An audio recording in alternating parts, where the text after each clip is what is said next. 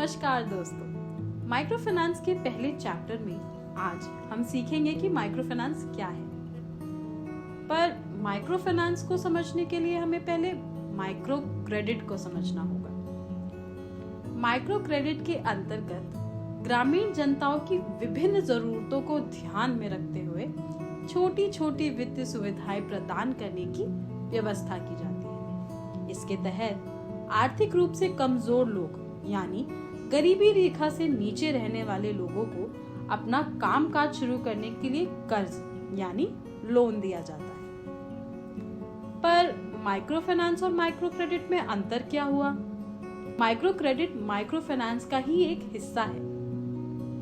Micro finance एक व्यापक शब्द है जिसमें विभिन्न प्रकार की वित्तीय सेवाएं यानी फाइनेंशियल सर्विसेज शामिल है, जिसमें न केवल कर्ज दिया जाता है बल्कि सेविंग्स यानी बचत, इंश्योरेंस यानी बीमा और मनी ट्रांसफर यानी धन हस्तांतरण जैसी सेवाएं शामिल हैं। माइक्रो फाइनेंस के अंतर्गत ऐसी वित्तीय सेवाएं जो गरीबी रेखा से नीचे व्यक्तियों या उन लोगों को प्रदान की जाती है जिनके पास आर्थिक विकास को बढ़ावा देने के लिए अन्य वित्तीय सेवाओं यानी ट्रेडिशनल बैंकिंग सेवाओं तक की पहुंच नहीं होती है।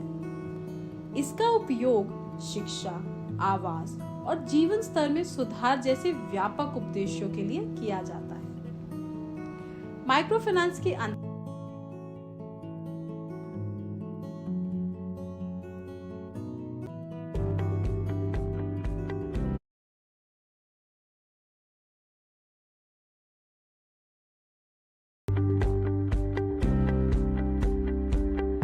नमस्कार दोस्तों, आज हम बात करने जा रहे हैं माइक्रो फाइनेंस के बारे में। आधुनिक माइक्रो फाइनेंस का ये कॉन्सेप्ट बांग्लादेश में उत्पन्न हुआ। माइक्रो फाइनेंस एक एक्सपेरिमेंटल एफर्ट के रूप में शुरू हुआ, जिसके जनक बांग्लादेशी अर्थशास्त्र विशेषज्ञ मोहम्मद यूनुस थे। वे एक सामाजिक उद्यमिता, बैंकिंग विशेषज्ञ, अर्थशास्त्र और सिविल सोसाइटी के लीडर थे। 1976 में जब वे चिटगांग यूनिवर्सिटी में पढ़ा रहे थे, तब उन्होंने निकटवर्ती जोबरा गरीब जन समुदाय का सर्वे किया ताकि वे उन्हें मदद करने का अवसर ढूंढ सके। मोहम्मद यूनुस की माइक्रो क्रेडिट के लिए प्रेरणा तब मिली जब उन्होंने देखा कि बांग्लादेश में जो महिलाएं बांस की पीढ़ियां यानी कि स्टूल बना रही थी और उन्हें नसीब होते थे तो केवल थोड़े से पैसे, जिससे वे किसी प्रकार से अपना घर चलाती थी।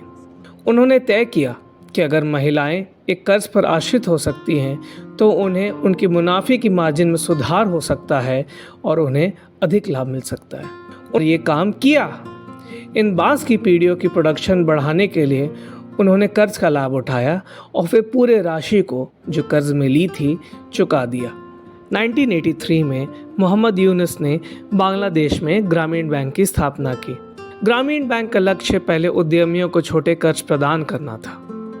ग्रामीण प्रणाली ने पारंपरिक बैंकिंग को बदल कर रख दिया था।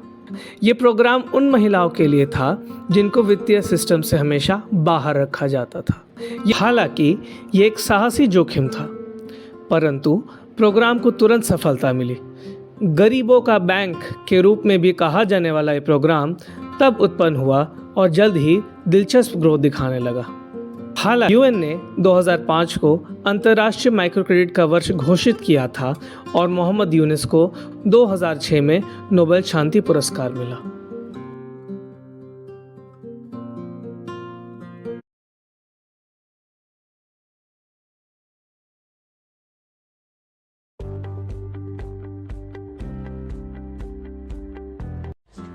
नमस्कार दोस्तों, माइक्रो फाइनेंस के तीसरे चैप्टर में आज हम सीखेंगे कि माइक्रो फाइनेंस के लक्ष्य और भूमिकाएं क्या हैं। सबसे पहले बात करते हैं माइक्रो फाइनेंस के लक्ष्य के बारे में। माइक्रो फाइनेंस का लक्ष्य दुनिया भर में यही है कि वह लोग जो गरीबी रेखा से नीचे हैं या जिनकी आर्थिक स्थिति कमजोर है, उनको वित्तीय सेवाएं प्रदान करी जाएं ताकि वह जीवन स्तर में सुधार ला सकें और अपनी आर्थिक गरीबी व भूखमरी से बाहर निकल सकें। दूसरा, शिक्षा। शिक्षा पर हर किसी का समान अधिकार है और माइक्रो फाइनेंस का लक्ष्य है कि वो हर इंसान को सार्वभौमिक शिक्षा प्राप्त करा सके। तीसरा, माइक्रो फाइनेंस ना ही केवल गरीबी रेखा से नीचे रहने वाले लोगों को सुविधाएं प्रदान करता है, बल्कि अपने काम के जरिए लैंगिक समानता यानी जेंडर इक्वालिटी और महिला सशक्तिकरण यानी वुमेन एम्पावरमेंट को भी बढ़ावा देता है।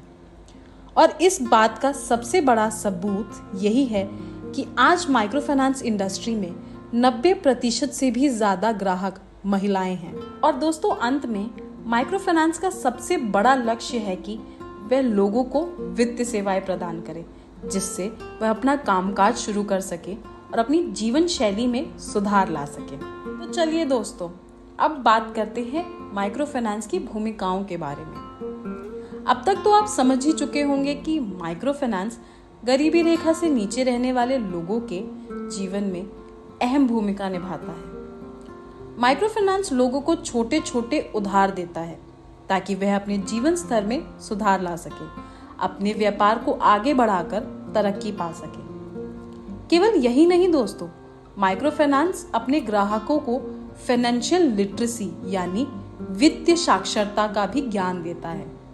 इसका सबसे बड़ा उदाहरण आज हम देखते हैं जब हमारे फील्ड ऑफिसर्स हमारी महिला ग्राहकों से BBPS के जरिए EMI कलेक्शन करते हैं। वह इन महिलाओं को इसके फायदे बताते हैं और मोबाइल के जरिए धन हस्तांतरण यानी मनी ट्रांसफर करना भी सिखाते हैं। तो दोस्तों, आशा करती हूँ कि आप समझ गए होंगे कि माइक्रो फाइनेंस की जड़ें 3 महत्वपूर्ण स्तंभों पर खड़ी है। वित्तीय स्थिरता यानी फाइनेंशियल स्टेबिलिटी, वित्तीय शिक्षा यानी फाइनेंशियल एजुकेशन, वित्तीय संवेशन यानी फाइनेंशियल इंक्लूजन।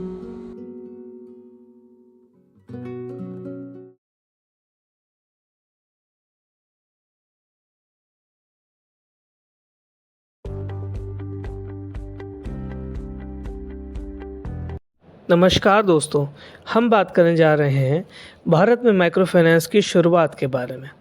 सबसे पहले हम चलते हैं 70 और 80 के दशक में। 70 और 80 के दशक में माइक्रो फाइनेंस के मूल इंडिया में खोजे जा सकते हैं। अब चलते हैं 80 और 90 के दशक में। भारतीय सरकार ने 1980 के दशक में ग्रामीण बैंकों की विचार प्रस्तुत किया, जिसका उद्देश्य ग्रामीण क्षेत्रों में बैंकिंग सेवाओं को बढ़ावा देना था। National banking for agriculture and rural development यानी कि नाबार्ड ने कमर्शियल बैंकों और रीजनल ग्रामीण बैंकों के माध्यम से इन क्षेत्रों में फंड्स पहुंचाने में महत्वपूर्ण भूमिका निभाई। अब चलते हैं 1990 के दशक में। सेल्फ हेल्प ग्रुप यानी कि SHG की शुरुआत हुई। 1990 में माइक्रो फाइनेंस में महत्वपूर्ण विकास देखा गया जब सेल्फ हेल्प ग्रुप यानी कि SHG को प्रमोट किया गया। SHG गरीब महिलाओं के समूह था जो एक दूसरे के लिए बचत और क्रेडिट गतिविधियों के लिए मिलकर काम करते थे।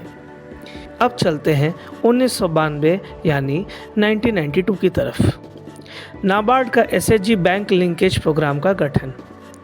नाबार्ड ने 1992 में SHG बैंक लिंकेज प्रोग्राम शुरू किया, जिसका लक्ष्य SHGs को फॉर्मल बैंक संस्थानों से जोड़ना था। अब हम चलते हैं 2000 दशक की ओर। 2000 में रेगुलेशन और ग्रोथ। 2000 में MFIs का तेज़ विकास देखा गया। कई MFIs NGO से नियमित संस्थानों जैसे non banking financial companies NBFCs में परिवर्तित हो गए। Micro finance institutions development and regulation bill को 2007 में पेश किया गया था ताकि माइक्रो फाइनेंस सेक्टर को नियंत्रित किया जा सके। अब हम चलते हैं 2006 के आगे। आंध्र प्रदेश क्राइसिस। 2010 में भारत में माइक्रो फाइनेंस सेक्टर को आंध्र प्रदेश की क्राइसिस के कारण बड़ा धक्का मिला। राज्य सरकार के द्वारा लागू की गई कठिन विधिकरण ने रीपेमेंट की समस्याओं और MFI ऑपरेशन में बहुत बड़ा पतन देखा। अब हम आखिर में बात करेंगे पोस्ट क्राइसिस के बारे। क्राइसिस के बाद माइक्रो फाइनेंस सेक्टर में जिम्मेदारी से लोन देना और क्लाइंट सुरक्षा पर अधिक ध्यान दिया गया। MFI की पर्सपेक्टिव से देखा जाए तो बोरोवर या ऋणदाताओं को 4 तरीके में कैरेक्टराइज किया गया है।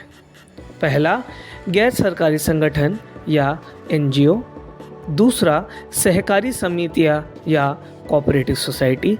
तीसरा, जो कंपनियां सेक्शन 25 ऑफ कंपनीज एक्ट 1956 के तहत रजिस्टर्ड हैं। चौथा, गैर बैंकिंग वित्त कंपनी या एनबीएफसी एमएफआई। अब हम बात करते हैं माइक्रो फाइनेंस के तहत बिजनेस मॉडल के। इसमें सबसे पहले आता है सेल्फ हेल्प ग्रुप या एसएचजी। स्वयं सहायता समूह या एसएचजी 10 से 20 के अनौपचारिक मेंबर्स से बनते हैं। एसएचजी के सदस्य प्रदर्शन करते हैं, आपस में बचत करते हैं और फिर ऋण प्राप्त करने के पात्र बनते हैं। फिर हम बात करते हैं जॉइंट लायबिलिटी ग्रुप या जेएलजी। एक उधार मॉडल जो व्यक्तियों के एक समूह, आमतौर पर 5, को एक समूह बनाकर आय सृजन गतिविधि के लिए ऋण लेने में सक्षम बनाते हैं। इसमें समूह के सदस्य एक दूसरे के ऋण के गारंटी देते हैं।